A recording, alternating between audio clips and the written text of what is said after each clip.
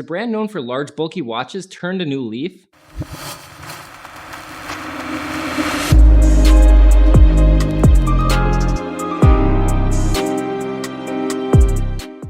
Hi, I'm Craig, founder of Wrist Enthusiast. Today we're going to take a look at one of the newer offerings from U-Boat, a brand which I think is an up-and-comer in the independent space. U-Boat has long been known for their oversized military-inspired watches, but has recently released a more modest offering for the everyday watch wearer with the Stratos 40mm. I'm going to take a look at this watch, but first, if you like this review or any of our other content, don't forget to like and subscribe below. Now let's get into it. First, let's start with why this watch is different from the other offerings the brand has. U-Boat's main shtick has been large statement watches that fall into the love it or hate it category in the industry. Many enthusiasts have often found U-Boat to be a little bit too loud for their taste, and on smaller wrists, they can often be too bulky and cumbersome. Well, U-Boat changed things up a little bit, and now have sized down some of their classic or Classico timepieces. These pieces maintain the design DNA of the brand, but in a smaller and slimmer profile. The Stratos is a prime example of U-Boat's entrance into smaller watches. I had the chance to have the watch on my wrist for a couple of weeks, and I have to say I came across impressed. The Stratos takes the brooding design of the most recognizable U-Boat pieces, makes it a lot more elegant, and sizes it down to just 40mm,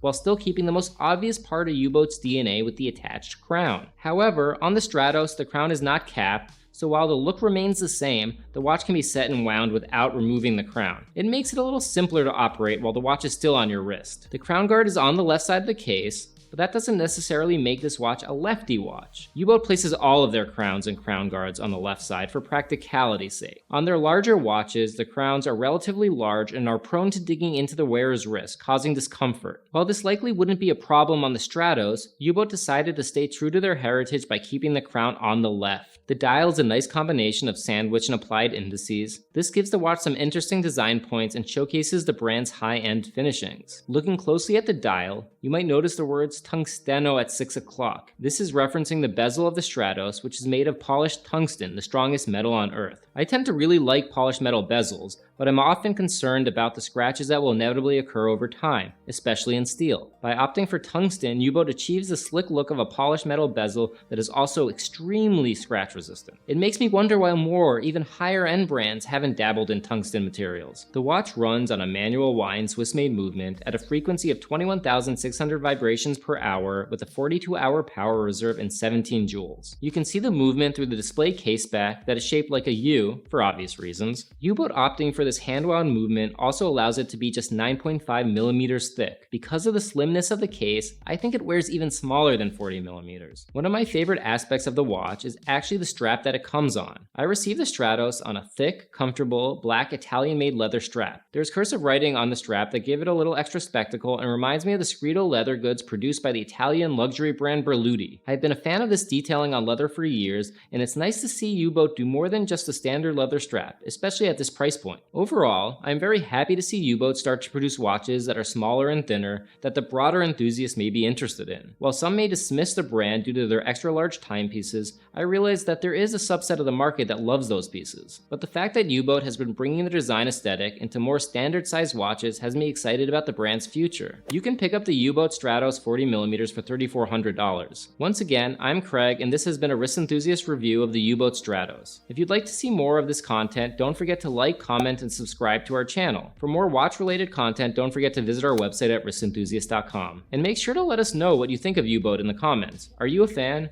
Do you think they're heading in the right direction? Thank you, and see you next time.